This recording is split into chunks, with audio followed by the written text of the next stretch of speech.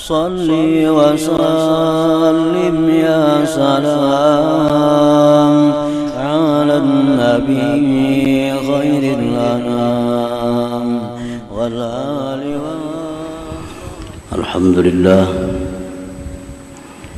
الحمد لله الذي هدانا بهدايته ووفقنا بتوفيقه وأمرنا بطاعته ومعرفته. أشهد أن لا إله إلا الله وحده لا شريك له في قضائه وحكمه، وأشهد أن سيدنا محمدا عبده ورسوله صفوة خلقه،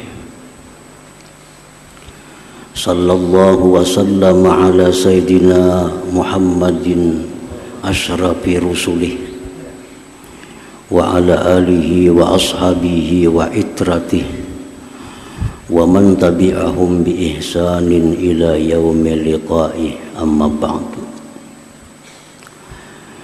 Yang kita hormati, kita muliakan para habaib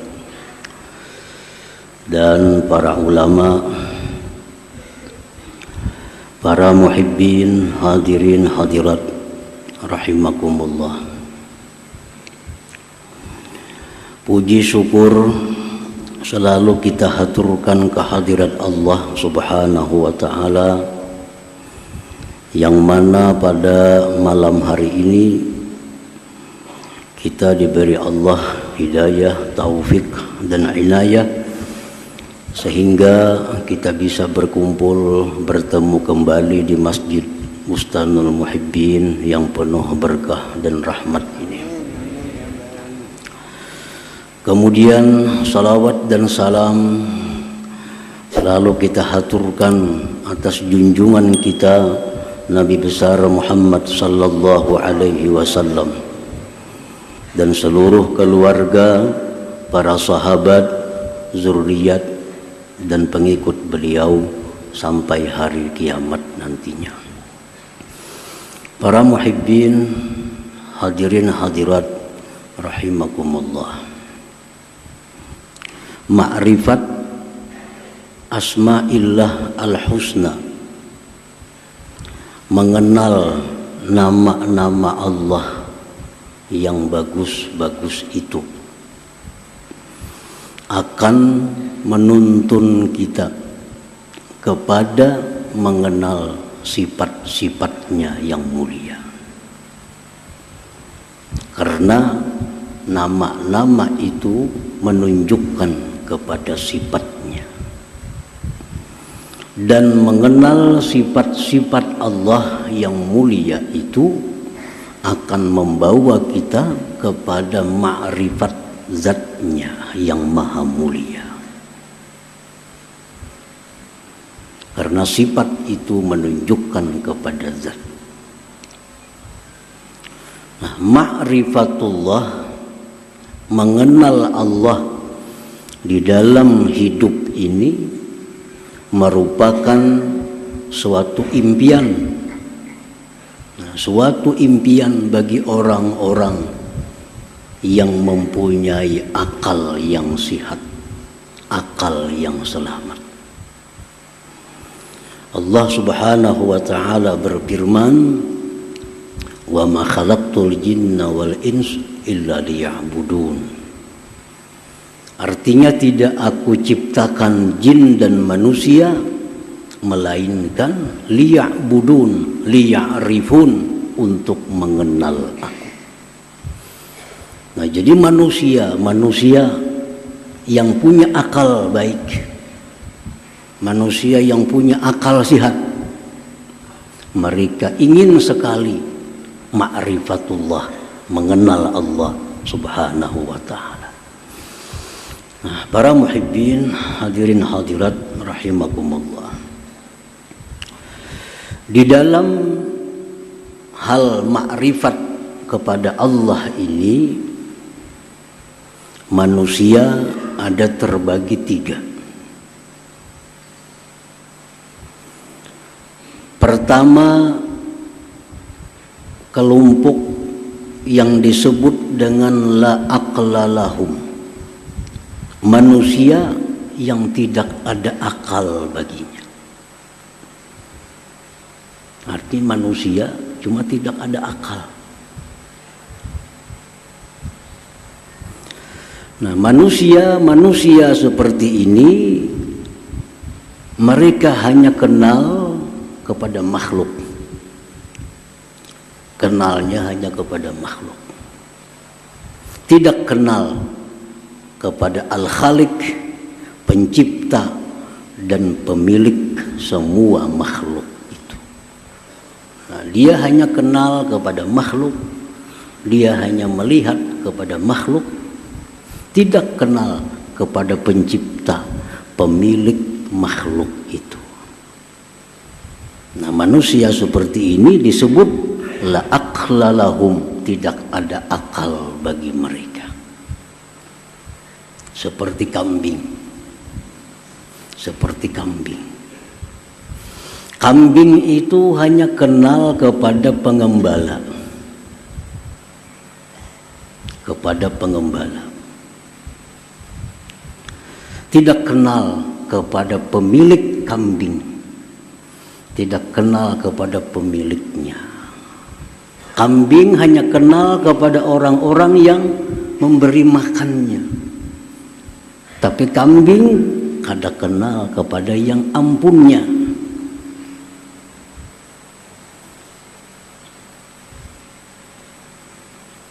Begitu pengembala datang, kambing senang. Kambing berparak, kambing mendekat kepada si pengembala, karena ini datang membawa rumput. Datang pemiliknya pakai mobil, baju jas, bungas orangnya, kada hira-hiran kambingnya, kada hira-hiran. Dikawai kada hira-hiran, bahkan berjauh. Padahal ini ampunnya kambing, menjarnya sembalihnya kambing itu. Cumainya kada kenal, kenalnya cuma pengembala, bajunya cumpang camping, selawarnya cumpang camping, kenalnya cuma itu, karena itu yang tiap hari mendatangkan membawa makanan. Kada kenal pemiliknya, dan kambing kada berusaha kenal kepada pemiliknya, kada perlu kenal. Nah, itulah manusia yang hanya kenal kepada makhluk, tidak kenal dan tidak ingin kenal kepada Al-Khaliq, kepada pencipta. Itulah aqla lahum, tidak ada akal, seperti kambing tadi. Muhibbin hadirin hadirat yang dimuliakan Allah. Manusia yang tidak ada akal ini keinginannya cuma dekat dengan makhluk. Keinginannya cuma dekat dengan makhluk. Keinginannya diperhatikan makhluk. Keinginannya jinak dengan makhluk. Kalaupun dia beribadah, sembahyang, bersedekah, tapi tujuannya agar dipuji oleh makhluk, agar makhluk simpati kepadanya, agar dipilih oleh makhluk. Andai kata calon misalnya, andai kata dia beribadah, karena dia hanya makhluk tahunya. Walaupun beribadah, tujuannya agar dipuji makhluk, dekat dengan makhluk, disayang oleh makhluk, dipuji oleh makhluk. Nah, manusia-manusia seperti ini di akhirat nantinya akan banyak mendapat kesulitan-kesulitan. Di akhirat akan banyak mengalami kesengsaraan karena dia tidak kenal kepada Al-Khaliq, kepada pencipta alam semesta ini.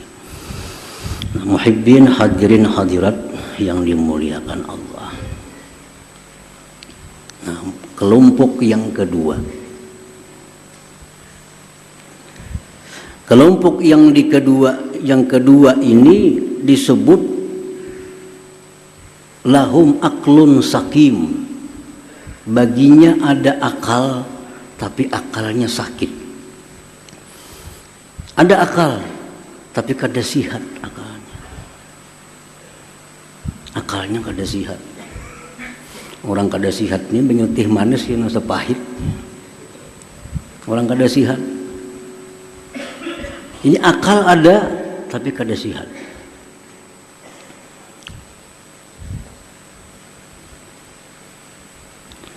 Nah, orang-orang yang kelompok ini, dia selalu ingin dapat nikmat Allah, ingin dapat perlindungan Allah, ingin mati ke surga, ingin banyak dapat bidadari, tapi tidak ada hasrat di dalam hatinya untuk mengenal Allah Subhanahu wa Ta'ala. Kada ada tujuan, kada ada minat dalam hati untuk mengenal Allah. Yang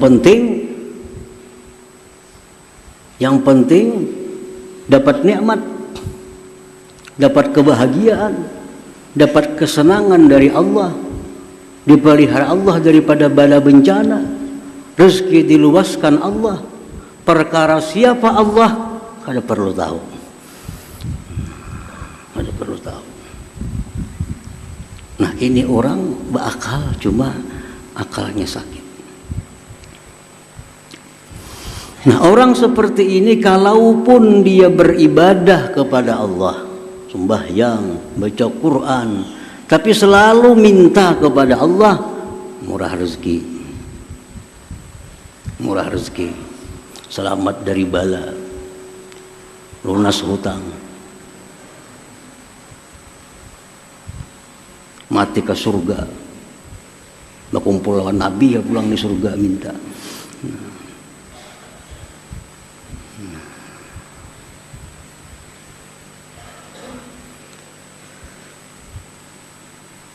Nah, hadirin hadirat yang dimuliakan Allah. Nah, kelompok yang kedua ini, andai kata dia mati masuk surga,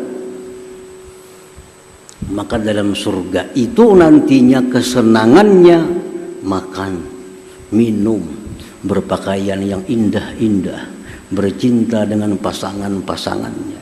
Itulah kesenangannya di dalam surga. Ini kelompok yang kedua.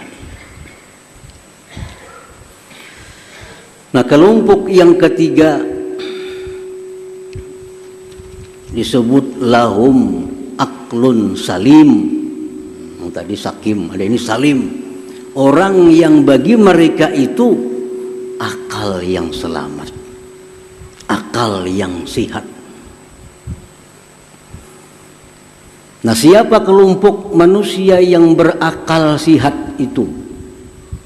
Itulah kelompok orang-orang yang ingin kenal dengan Allah Subhanahu wa Ta'ala, yang ingin dekat dengan Allah, yang ingin jinak dengan Allah. Mereka ingin apabila mendapat suatu nikmat, bukan hanya melihat pengantar nikmat, tetapi ingat kepada yang memberi dan pengirim nikmat itu, Allah Subhanahu wa Ta'ala. Nah, inilah orang yang punya akal sihat, selalu ingin tahu, ingin kenal siapa yang selama ini memberi aku rezeki, siapa yang selama ini yang menghidupkan aku, siapa yang selama ini memberikan keamanan, kelapangan kepada aku, siapa itu. Nah, dia mencari, ingin kenal kepada orangnya. Nah, ini orang yang disebut aklun salim, punya akal yang sehat. Hadirin hadirat yang dimuliakan Allah, tiap hari kita dikirimi orang baras tiap hari, bertahun-tahun sudah, tiap hari dikirimi baras iwak secukupnya. Kalau kita punya akal sihat, kita hendak tahu siapa nama ngirim ini, baiknya pang tiap hari. Nah itu akal sihat. Coba kan aja kita tiap hari buka lawang rumah, ada baras, ada iwak, ada amplop bisi duit. Saben hari ada. Pasti kita hendak tahu mana orangnya yang memberi ini. Nah ini orang punya akal sihat. Kalau orang punya akal sakit, kada penting tahu siapa mengirim, penting makan ada. Entah ini kiriman orang itu, orang mana kada perlu tahu, penting makan. Itu akal sakit. Nah orang yang punya akal sihat ini, kalaupun dia beribadah kepada Allah, yang dimintanya kepada Allah hanya satu, keridhaan Allah subhanahu wa ta'ala. Ibtigha'a mardatillah,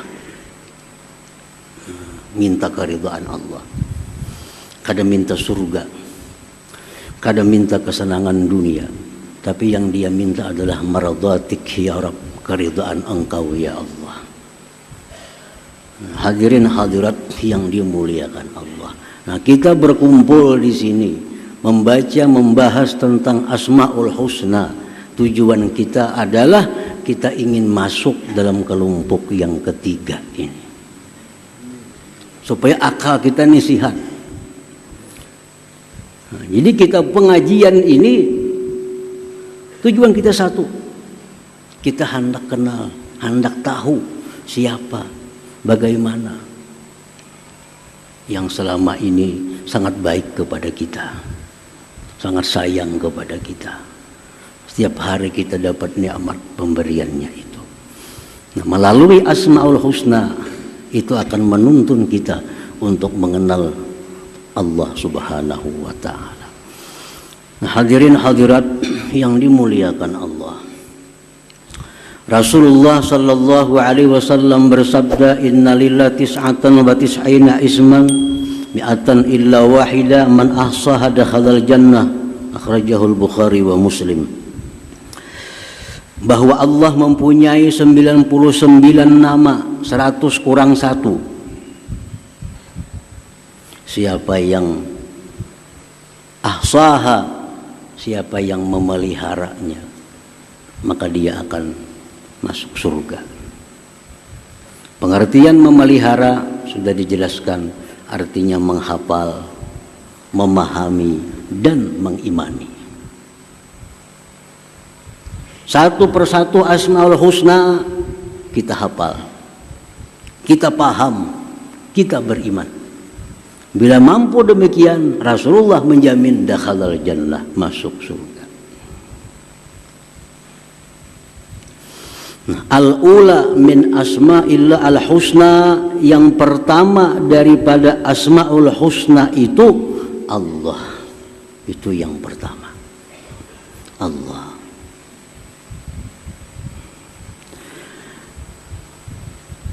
Qala al-Imam al-Ghazali rahimahullah, bahwa ismun lil mawjudil haq al-jami' li sifatil ilahiyah al-man'uti bi nu'utir rububiyah al-mutafarridi bil wujudil hakiki.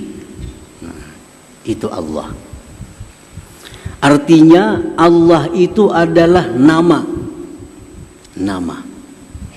bagi yang ada, yang sebenarnya, yang menghimpunkan bagi sifat-sifat uluhiyah dan disifati dengan sifat-sifat rububiyah yang bersendiri dengan ada yang sebenarnya. Nah, itulah Allah. Nah, maksudnya hanya Allah, zat yang wajib ada. Selain Allah tidak wajib ada. Wajib ini lain wajib nang bapahala itu. Wajib ini wajib pada akal. Artinya kada terupa pada akal kita, Allah itu tidak ada. Nah, Allah itu adalah zat yang wajib ada. Wajib ada. Hanya Allah yang bersendiri dengan ada yang sebenarnya. Hanya Allah yang bersendiri dengan ada yang sebenarnya. Adanya selain Allah hanya diadakan oleh Allah Subhanahu wa ta'ala. Adanya bumi, langit diadakan oleh Allah. Adanya matahari diadakan oleh Allah. Yang ada sebenarnya itu Allah. Yang lain dari Allah diadakan. Diadakan. Kita bisa berpandir, diada-adakan jar. Biasanya berpandir itu diada-adakan jar. Berarti apa? Berarti kadada. Ini diada-ada benar aja. Diada-ada berarti kadada. Nah, selain Allah itu diada-ada, diadakan oleh Allah. Yang ada sebenarnya itu hanya Allah Subhanahu wa ta'ala. Allah kada diada-ada. Allah ada dengan zatnya. Selain Allah diada-ada, diada-adakan, dicipta oleh Allah Subhanahu wa ta'ala. Kalau yang bujur-bujur ada itu hanya Allah. Hanya Allah yang bersifat dengan sifat rububiyah dan sifat-sifat uluhiyah. Hanya Allah. Lain dari Allah kadada yang bersifat rububiyah, kadada yang bersifat uluhiyah itu. Nah, muhibbin hadirin hadirat yang dimuliakan Allah. Sifat rububiyah.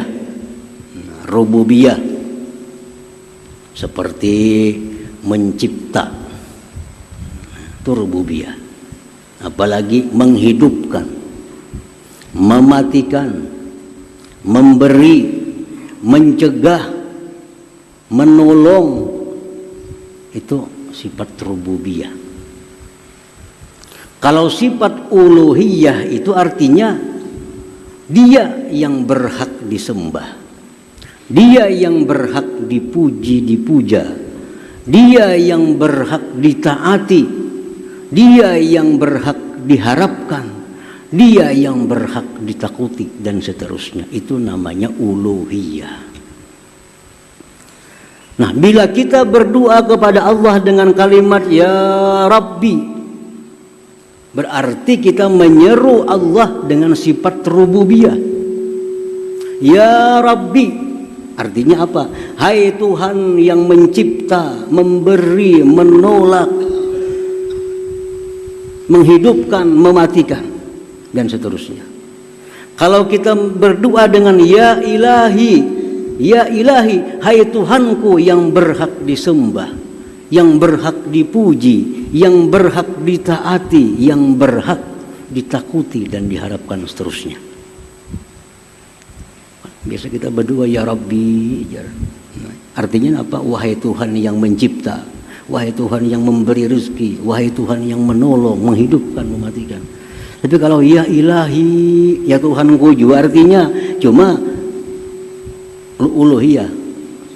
Ya ilahi, hai Tuhan yang berhak disembah. Nah, tapi kalau kita berdoa dengan Ya Allah atau Allahumma, mencakup Ya Rabbi dengan Ya ilahi kedua-duanya. Kalau Ya Rabbi kada termasuk uluhiyah. Kalau Ya ilahi kada termasuk rububiyah. Tapi kalau Ya Allah masuk kedua-duanya. Rububiyah ada pada Allah, uluhiyah ada pada Allah. Nah, makanya doa itu kebanyakannya diawali dengan Allahumma. Allahumma itu asalnya Ya Allah, ya-nya dibuang, diganti dengan mim, lalu Allahumma. Begitu kita menyeru Ya Allah, komplit dah. Wahai Allah, wahai Tuhan yang punya sifat rububiyah dan punya sifat uluhiyah tadi. Nah, hadirin hadirat yang dimuliakan Allah. Qala al-Imam al-Ghazali rahimahullah, ya'lam anna hadzal isma a'zamu asma'illah azza wa jalla at-tis'ati wa tis'in.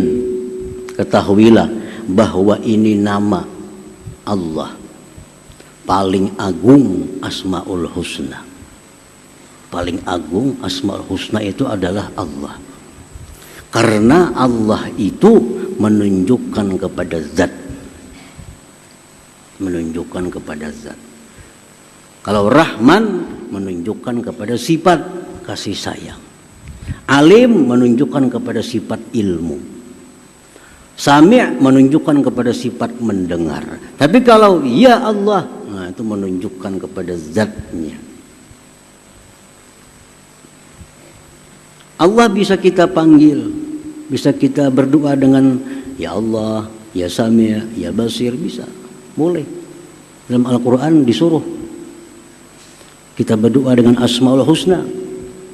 Tapi yang paling utama Allah.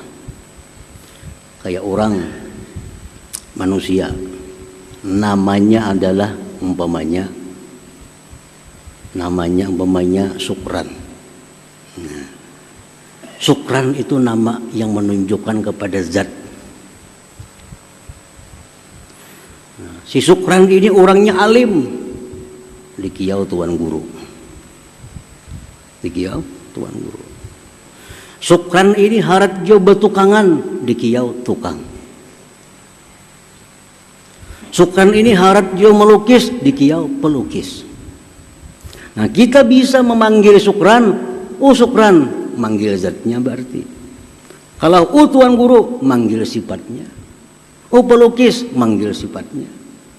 Nah, demikian Allah. Kalau kita panggil ya Allah, berarti kita menyeru zatnya. Makanya Allah pasti berdahulu ya Allah, ya Sami', nah ya Mujib, pasti Allah berdahulu. Zatnya dulu, hanya ada sifat-sifatnya itu.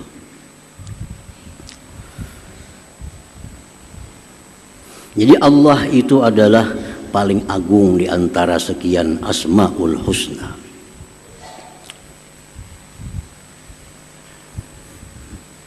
Jadi sudah kita hafal Allah, sudah kita paham bahwa Allah itu adalah nama bagi zat yang wajib ada, yang bersifat dengan rububiyah dan uluhiyah. Itulah Allah. Nah, paham sudah kita, Allah itu sekalinya itu zat yang wajib ada, yang bersifat dengan rububiyah dan uluhiyah. Nah, apabila kita sudah paham bahwa hanya Allah yang ada sebenarnya, bersifat rububiyah, uluhiyah, paham, beriman. Nah, kita beriman bahwa Allah itu demikian. Nah, kalau kita beriman Allah itu demikian, apa kelakuan ipik yang ditimbulkan oleh iman kita itu? Kita percaya api itu panas, buah percaya menghindar kita dari api. Akibat kita percaya api itu panas, lalu kita menghindar. Nasi nyaman, kita percaya, lalu kita mendekat kepada nasi. Itu buah kita percaya. Nah, kalau kita percaya bahwa Allah tadi seperti itu, zat yang wajib ada, yang lain diada-adakan, punya sifat rububiyah uluhiyah. Nah, kita percaya keimanan kita itu membuahkan 4 akhlak kita, 4 kelakuan kita. Yang pertama, la yara illallah. Dia tidak melihat kecuali hanya kepada Allah. Karena yakin, beriman, yang lain tuh kada ada, diada-akan aja. Yang ada sebenarnya hanya Allah. Lalu inya kada melihat selain daripada Allah. Nah, artinya kada melihat selain Allah itu, artinya kada melihat selain Allah itu,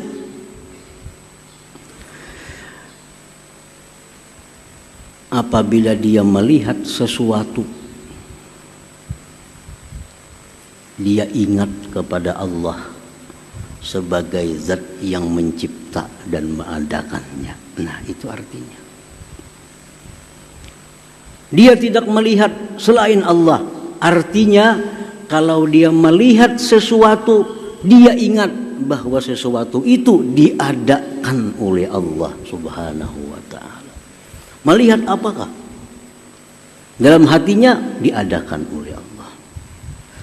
Melihat burung diadakan oleh Allah. Melihat gunung diadakan. Apapun yang dilihatnya, hatinya berkata diadakan oleh Allah. Karena dia sudah beriman bahwa Allah zat yang wajib ada, yang lain diadakan.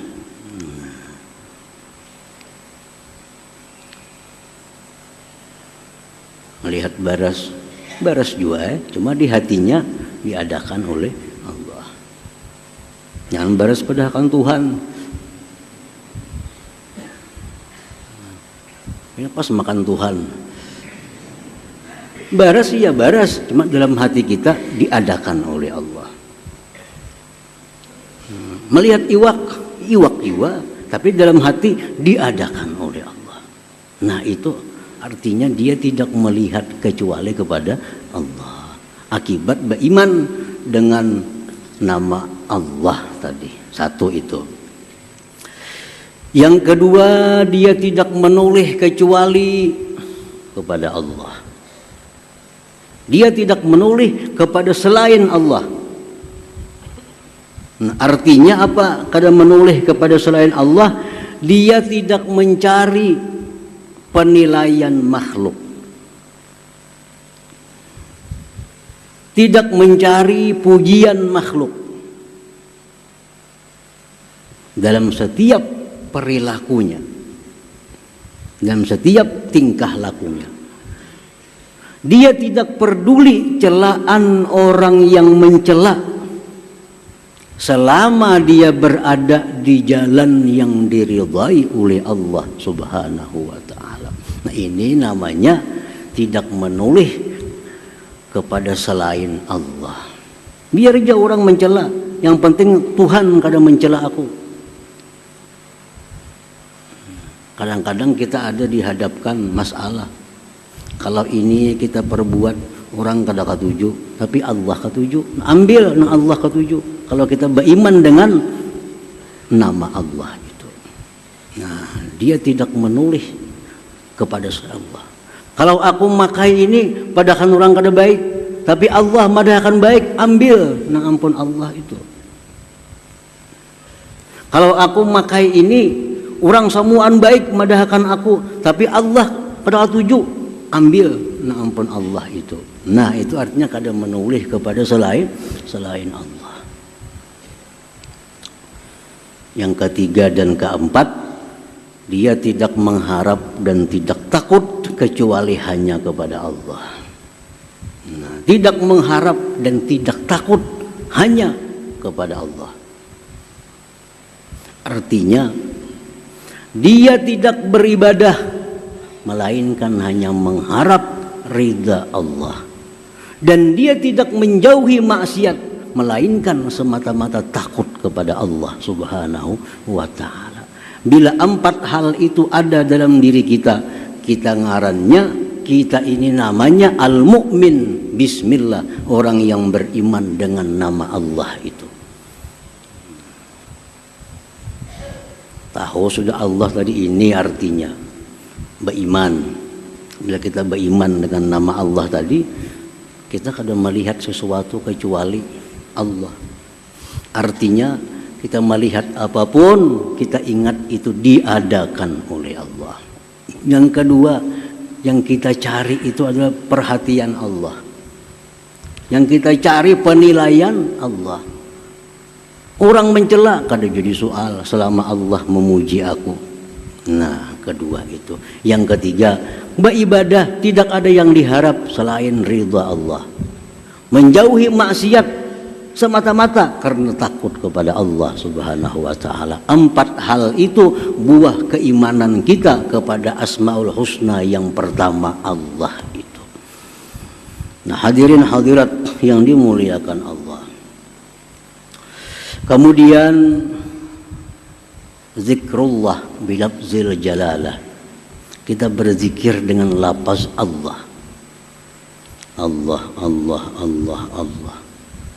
Ini ada dua pendapat ulama. Satu pendapat ulama yang mengatakan tidak ada zikir dengan lafaz Allah, Allah. Tidak ada. Yang ada diajarkan Rasulullah, la ilaha illallah, alhamdulillah, subhanallah, astagfirullah. Kalau Allah, Allah tidak ada. Bid'ah. Ini kelompoknya Ibnu Taimiyah dan seumpamanya. Kada jadi masalah. Ini ulama-ulama juga. Kan ulama ini pewaris Nabi. Ulama pewaris Nabi. Nangaran pewaris ini kada sama dapat.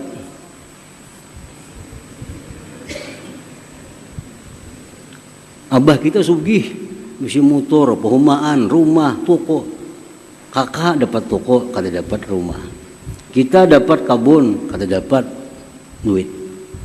Tapi sama mewaris Nabi juga. Jadi perbedaan para ulama itu kadang perlu dipersoalkan. Yang penting nama kita hendak umpati. Semuaan ya ampun Nabi juga. Semuaan ampun Nabi. Nah, waris Nabi. Nah, kelompok ini mengatakan tidak ada zikir Allah Allah. Kalau hendak berzikir la ilaha illallah. Lebih baik karena itu diajarkan oleh Nabi langsung. Nah, pendapat yang kedua, ada itu zikir Allah Allah. Ada.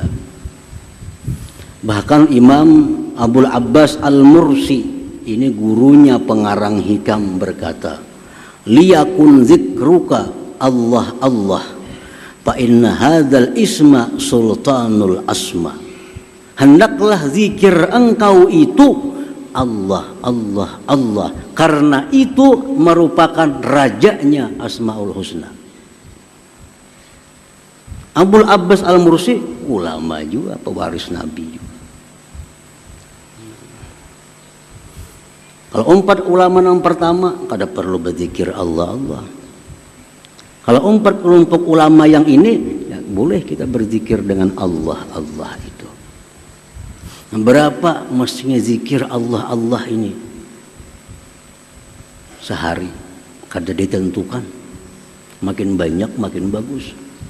Apa manfaatnya kalau kita berzikir Allah Allah Allah untuk mewujudkan yang empat hal tadi? Supaya kita kadang melihat sesuatu melainkan Allah, kadang menoleh kepada selain Allah, tidak takut, tidak berharap kecuali Allah. Kalau hendak dapat itu, banyaki berzikir Allah Allah Allah. Ya sekada-kadanya 2000 ke sehari. 1000 itu 10 menit saja. Kada sampai sebilah rukuk. Coba aja. Allah, Allah, Allah, Allah, Allah. Sampai ke hati-hati tapi nyala Allah. 10 menit kada sampai tuntung. Nah, siang 1000, malam 1000. Amalkan ya. Sedikit demi sedikit kita akan bisa melihat apa? Oh, diadakan Allah. Melihat apa? Oh, diciptakan Allah. Itu faidahnya orang yang mengamalkan zikir lafzul jalalah itu. Ulun dulu waktu mengaji dengan Habib Abu Bakar Al-Habsyi, Abu Bakar bin Salim Dahlia, hanya mengaji lawan sidin, belum lagi diajari apa-apa oleh sidin. Kami jadi amalkan Allah Allah 10.000 sehari. 10.000 sehari.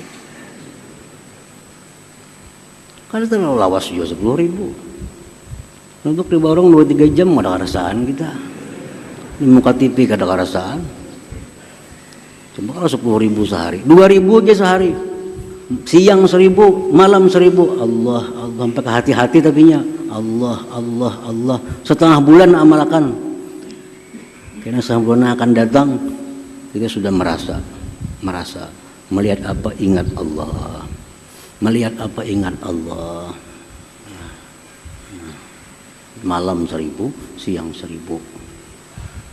Amalan lain tarusakan aja, jangan diambil. Yang biasa baca la ilaha illallah 1000 tarusakan, yang salawat biasa tarusakan. Ini tambahan supaya kita dapat buah iman 4 perkara tadi.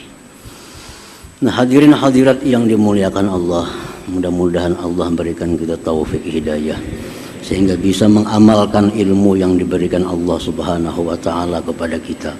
Dan insya Allah kita pada setengah bulan yang akan datang memasuki asma yang kedua, yaitu Ar-Rahman. Ila hadratin Nabi sallallahu alaihi wasallam. Al-Fatihah.